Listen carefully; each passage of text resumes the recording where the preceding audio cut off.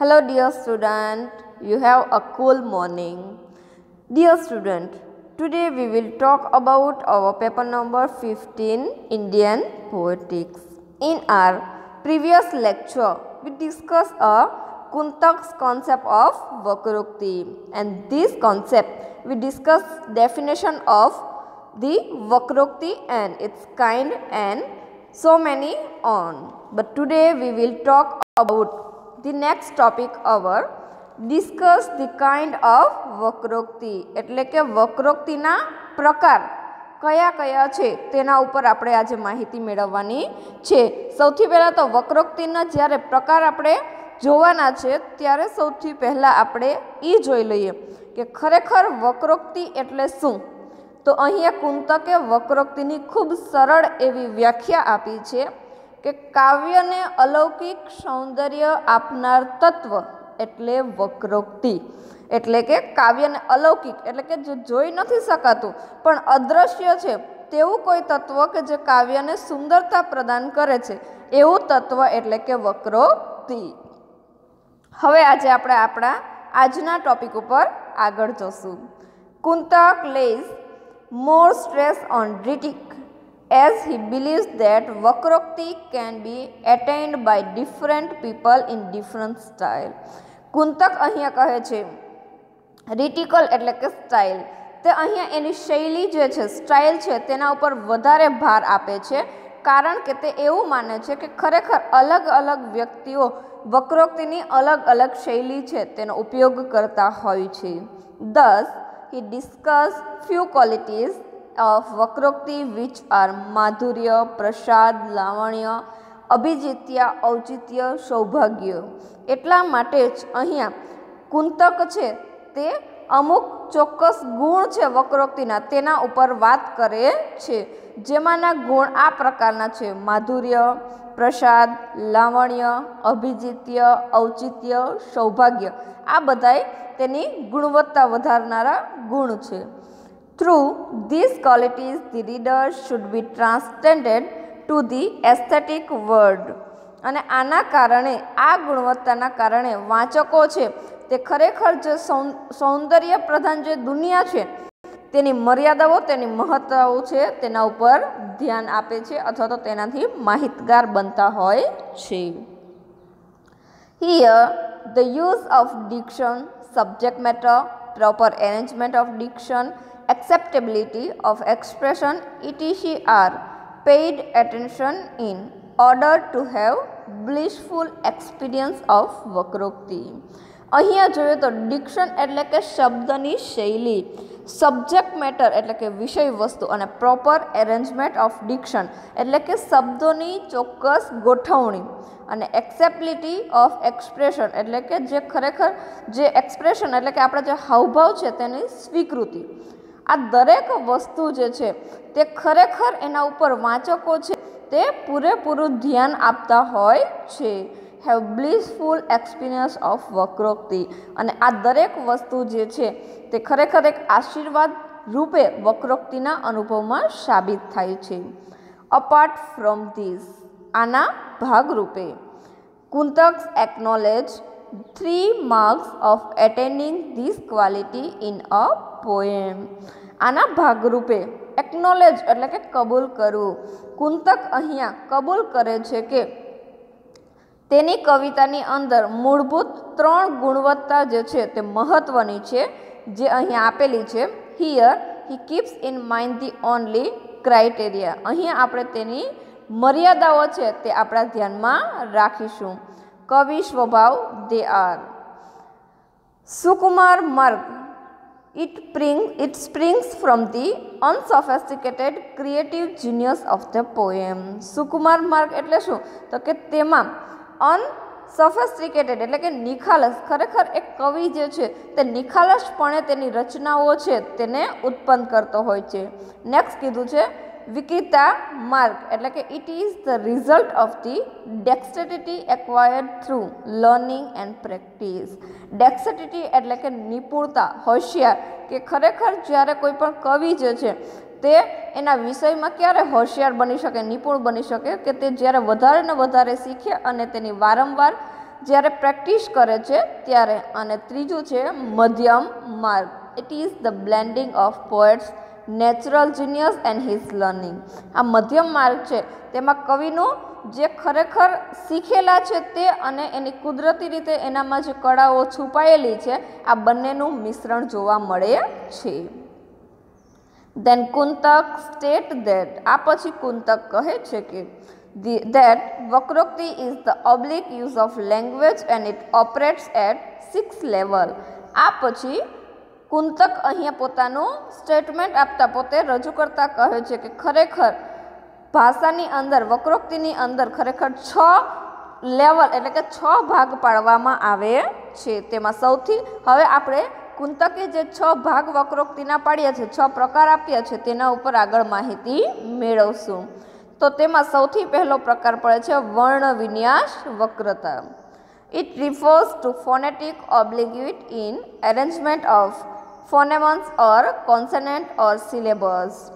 અહીંયા વર્ણ વિન્યાસની અંદર ફોનેટિક એટલે કે ઉચ્ચારને લગતું અને એરેન્જમેન્ટ એટલે કે ગોઠવણ, કોન્સોનન્ટ એટલે વ્યંજન અને સિલેબલ એટલે કે શબ્દનો એક ભાગ. ખરેખર જ્યારે ગોઠવણી કરવાની હોય છે ત્યારે શબ્દની અંદર વ્યંજન અને ઉચ્ચારનો ખાસ મહત્વનો ભાર રહેલો છે. It refers to the intelligent use of word sound or letter. અને તેને ખરેખર શબ્દોના અવાજ અથવા તો એના જે અક્ષરો છે તેને વ્યવસ્થિત રીતે ઉપયોગ કરવામાં આવતા હોય છે. આ છે વર્ણ વિન્યાસ. સેકન્ડ આવે છે આપણું પદ પ્રવર્ધ વક્રતા. It refers to lexical obliquity. Obliquity એટલે કે ખરેખર જે ઈ બાજુ વળતું હોય તે, મતલબ કે કોઈ પણ એક આમ ઓબ્લિક્વિટી એટલે આમ ત્રાસું, પણ ત્રાસું મતલબ કે જે પ્રવાહ વળે છે તે તરફ વળવું. It refers to lexical obliquity. તે ખરેખર ભાષાના શબ્દો તરફ વધારે ભાર આપે છે. It include obliquity of synonyms, uses, transference, adjective, verb, etc. પદની અંદર ખરેખર પદ એટલે વાક્ય.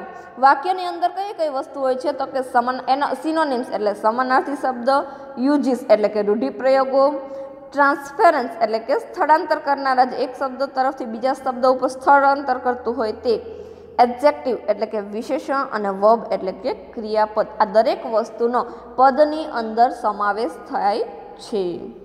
થર્ડ આવે છે પદ પરાર્ધ. It refers to grammatically obliquity in the inflectional form of substantive. For example, તેની અંદર ઇન્ફ્લેક્શનલ એટલે કે વિભક્તિ, તે વ્યાકરણની અંદર વિભક્તિઓ ઉપર ખાસ ભાર આપે છે. ઉદાહરણ તરીકે તેમાં ટેન્સ એટલે કે કાળ, કેસ એટલે કે વિભક્તિનું સ્વરૂપ અથવા રૂપ, નંબર એટલે કે સંખ્યા, પર્સન એટલે કે જે ટૂંકમાં પહેલો પુરુષ બીજો પુરુષ છે તે, અને વોઇસ એટલે કે વાક્યનું મૂળ. બરાબર, આ દરેક વસ્તુ જે છે એ પદ પરાધની અંદર સમાવેશ કરવામાં આવે છે. ટૂંકમાં ગ્રામેટિકલ ભાર આપવામાં આવે છે. વાક્ય વક્રતા ચોથું છે. It refers to sensational obliquity. Sensational એટલે ભાવયુક્ત, જે વધારે ભાવયુક્ત વાપરે છે તે. અને પાંચમું આવે છે પ્રકરણ વક્રતા. પ્રકરણ.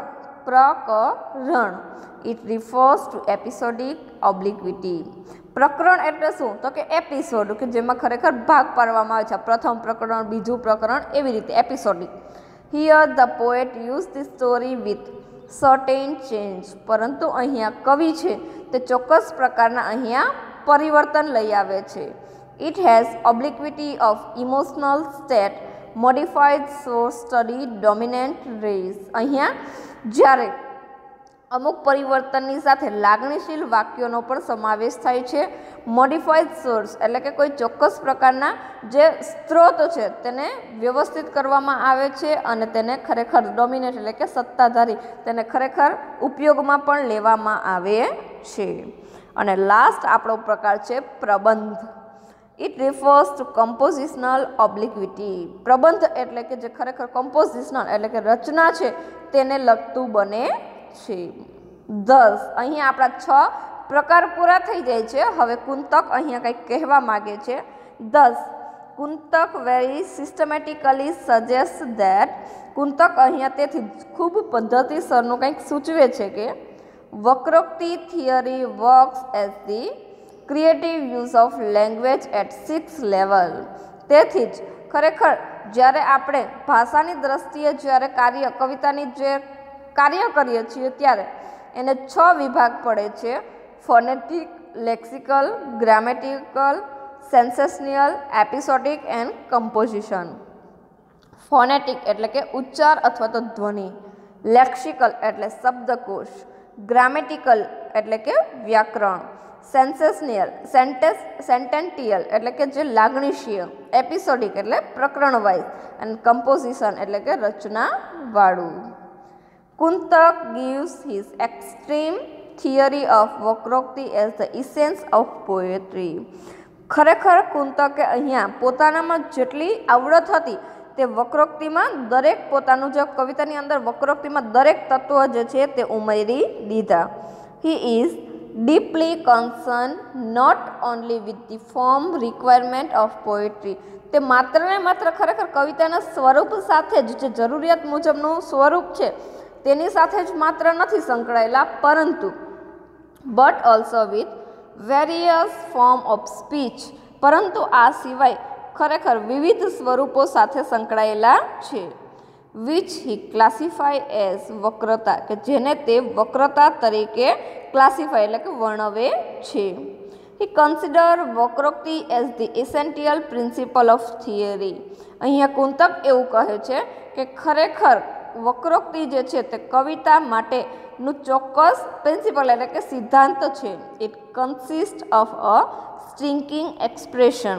તે ખરેખર એક આકર્ષક જે એક્સપ્રેશન એટલે કે જે હાવભાવ છે તેને વ્યક્ત કરે છે. Which is different from the establish or current mode of speech. જે ખરેખર અત્યારની જે ખરેખર અથવા તો એસ્ટાબ્લિશ એટલે કે સ્થાપિત થયેલું હતું અથવા તો રચના થયેલી હતી ત્યારનું અને હાલની જે ખરેખર સ્પીચ છે તેના કરતાં કંઈક અલગ જ છે. Thus, it is a deviation from the matter of fact expression that is found in science and scriptures. અને તેથી જ તે ખરેખર ડિવાઇટેશન એટલે કે વિષયાંતર, ખરેખર જે વાસ્તવિક વસ્તુ છે જે ફેક્ટ છે તેના કરતાં કંઈક વિષયાંતર એટલે કે વિશેષ બની જાય છે અને તે found in science and scripture, અને તે વિજ્ઞાન અને સ્ક્રિપ્ચર એટલે કે ધાર્મિક ગ્રંથોને પણ વણી લે છે. To Kuntaka vakrokti is the expression given to it by the skill of the poet. અહીં કુંતક એવું કહે છે કે ખરેખર વક્રોક્તિ છે તે કોઈ પણ કવિની આવડત એની જે એનામાં વર્ણન કરવાની જે આવડત છે તેના ઉપર ડિપેન્ડ છે. It is revealed that Kuntak did not emphasize on રસ and ભાવ. એટલે જ અહીંયા ભાર મૂકીને એવું કહેવામાં આવ્યું છે કે કુંતક છે તે રસ અને ભાવ ઉપર વધારે ભાર આપતા નથી. But he considered them as a part of vakrokti. તે રસ અને ભાવ ઉપર ભાર નથી આપતા, પરંતુ તે એવું કહે છે કે ખરેખર વક્રોક્તિ છે તેની અંદર રસ અને ભાવ બંને રહેલા હોય છે, અથવા તો વક્રોક્તિના એક ભાગ સ્વરૂપે જ રસ અને ભાવ રહેલા છે. હી ઓલ્સો કન્સિડર ધ્વનિ એઝ અ પાર્ટ ઓફ વક્રોક્તિ. આ સિવાય તે એવું પણ કહે છે કે ધ્વનિ છે તે પણ વક્રોક્તિનો જ ભાગ છે. This he denied independent existence of રસ એન્ડ ધ્વનિ ઇન પોએટ્રી. અને તેથી ડિનાઇડ એટલે કે ઇનકાર કરે છે, અને તેથી જ તે એક્ઝિસ્ટન્ટ એટલે પદ્ધતિ, તેથી જ તે રસ અને ધ્વનિ છે તે સ્વતંત્ર પદ્ધતિ છે કવિતાનું, તેમાં ઇનકાર કરે છે. પાછું કહી દઉં છું, તેથી જ તે રસ અને ધ્વનિ કવિતાના સ્વતંત્ર પદ્ધતિ છે અથવા તો સ્વતંત્ર છે કવિતાની અંદર, તે માનતા નથી. આ વસ્તુ ઉપર તે પોતાનો ઇનકાર દર્શાવે છે. વિદ્યાર્થી મિત્રો, આપણે આપણા આજે વક્રોક્તિનો જે કોન્સેપ્ટ છે તેના ઉપર બે આપણા ટોપિક લીધા છે. એક સૌપ્રથમ તો એનું જે વર્ણન છે, એની વ્યાખ્યા અને એનો વર્ણન, એનો કોન્સેપ્ટ ક્લિયર થાય તેના માટે આની પહેલાંનો લેક્ચર લીધો હતો, અને આજે આપણે તમને આમાં વધારે માહિતી મળી રહે તે માટે આપણે વક્રોક્તિના પ્રકાર 6 છે આ 6 એ 6 પ્રકાર ઉપર માહિતી મેળવી। આ 6 પ્રકારની અંદર પ્રથમ પ્રકાર છે વર્ણવિન્યાસ, સેકન્ડ છે પદપ્રવદ, થર્ડ પદપરાદ, ફોર્થ વાક્ય, ફિફ્થ પ્રકરણ એન્ડ સિક્સ પ્રબંધ। આ 6 એ 6 તમારે પ્રકાર છે તેને ખાસ યાદ રાખવાના રહેશે। Okay, thank you, have a nice day.